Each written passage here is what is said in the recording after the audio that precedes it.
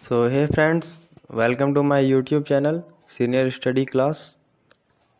In this video we will talk about the summary of the poem Ode on the Death of a Favorite Cat. So let's start the video. This poem Ode on the Death of a Favorite Cat has been written by Thomas Gray. ये जो कविता है ये Thomas Gray के द्वारा लिखा गया है. इसका समरी देखते हैं.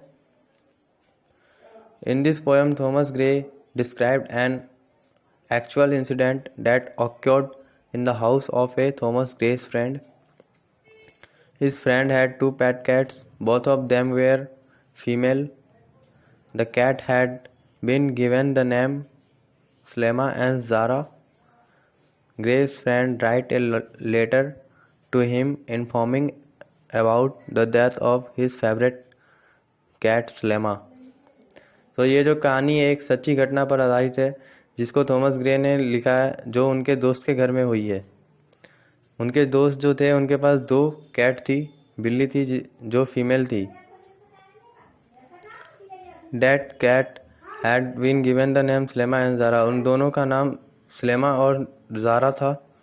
ग्रे के फ्रेंड उन्हें एक लेटर लिखते हैं जिनमें वो बताते हैं कि उनकी जो फेवरेट कैट स्लेमा थी उसका किसी कारणवश मृत्यु हो जाता है. तो ये कहानी उसी पर आधारित है.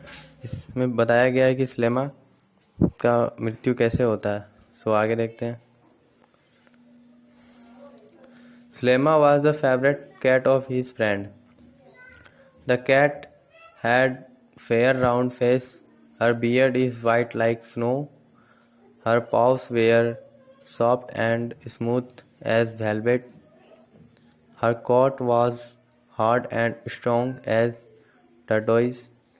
Her ear was black and the eyes were emerald green in color.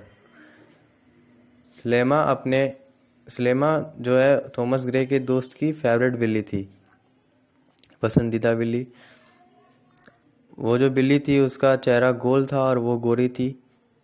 उसकी दाढ़ी बर्फ़ की तरह सफ़ेद थी और उसके पंजे जो थे वो मखमल के तरह मुलायम और चिकने थे. उसका चमड़ा जो था वो बहुत ही कठोर और मजबूत था, जैसे कि कछुए की होती है.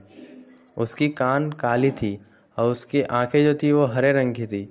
एमराल्ड मतलब एक तरह का पन्ना होता है जो कि हरे रंग का होता है, इसलिए बिल्ली का भी जो आँख था वो एमराल्ड जैसा था, मतलब ग्रीन कलर का था.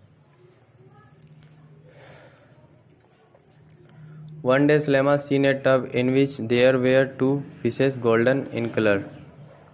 Slema was amazed to look them. Now the fishes seemed like a delicious food that Slema wanted to eat.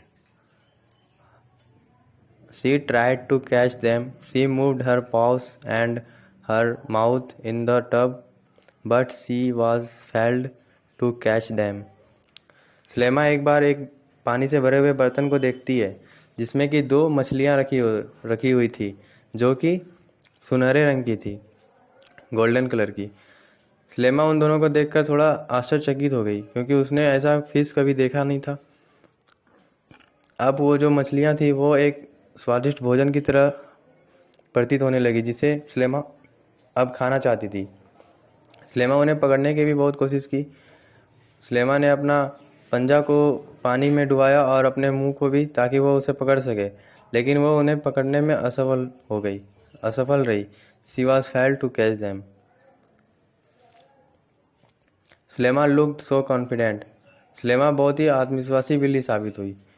She didn't stop trying. वह प्रयास करना नहीं छोड़ी. Again she tried to catch them. वह उन्हें फिर से पकड़ने की कोशिश की. Slema had no idea that there was a gulf between she and her tendency. Slema को ज़रा सा भी आइडिया नहीं था कि उसके और उसकी इच्छा, मतलब मछली जिसे वो पाना चाहती थी, उन दोनों के बीच बहुत सारा पानी का ढेर है. गल्फ मतलब पानी का ढेर होता है. Suddenly she lost her grip and fell in head down. Slema बर्तन से अपना पकड़ खोती है और सर के बल बर्तन में गिर जाती है. She was risen up 8 times from the surface of tub. वह जो बर्तन है उसके सतह से 8 बार ऊपर आती है, but she didn't get out of it, लेकिन वो उससे बाहर नहीं निकल पाती है। She cried and remembered all the watery god to send any marine creatures without any delay for her help. वो जलीय देवताओं को याद करती है कि किसी जलीय जीव को उसकी मदद के लिए भेजो बिना किसी देरी के। बट नो डॉल्फिन और no marine spirit came for help, लेकिन कोई भी जलीय जीव जैसे डॉल्फिन या फिर कोई भी जलीय आत्मा उसकी मदद के लिए नहीं आता है। Neither the cruel Tom nor the Susan year, ना ही कुरवल टॉम आता है ना ही सुसन उसकी आवाज़ सुन पाती है। Thus a favourite has no friend any more, इस प्रकार एक पसंदीदा का अब कोई दोस्त नहीं होता है। तो ये पूरी कहानी थी जिसमें बताया गया कैसे सुलेमा का डेथ हो जाता है और उसका जो मालिक है वो बहुत दुखी हो जाता है। इसमें एक लेसन भी दिया गया है। By this incident poet wanted to give a lesson to the woman that never be deceived by any show offs. लेखक कहना चाहते हैं, ये एक महिलाओं के लिए मैसेज है कि लेखक कहना चाहते हैं कि दिखावे पे मत जाओ, कभी भी दिखावे पे नहीं जाना चाहिए। A wrong step can harm you hard, एक गलत कदम तुम्हें बहुत ज़्यादा नुकसान पहुंचा सकता है। Doing a bold work you should be very careful, किसी भी साहसिक कार्य को करने के लिए तुम्हें बहुत ही सावधानी बरतनी चाहिए। Your eyes always wander about the things you want, तुम्हारी आंखें हमेशा तुम्हारी पसंद की वस्तुओं को ढूंढने के लिए इधर उधर देखती रहती है। बट केयरफुल ऑफ इट, लेकिन थोड़ी सावधानी रखनी चाहिए। All the glitters are not gold, इसलिए कहा गया सभी चमकती हुई चीज़ें सोना नहीं होती। इसलिए तुम जो चाहते हो वो जरूरी नहीं कि वो तुम पा ही लो, इसलिए कहा गया है all the glitters are not gold. So ये रही आपकी पूरी कहानी समरी कि इसमें कैसे क्या हुआ, सारा चीज़ बताया गया है। ये बहुत ही अच्छा स्टोरी था।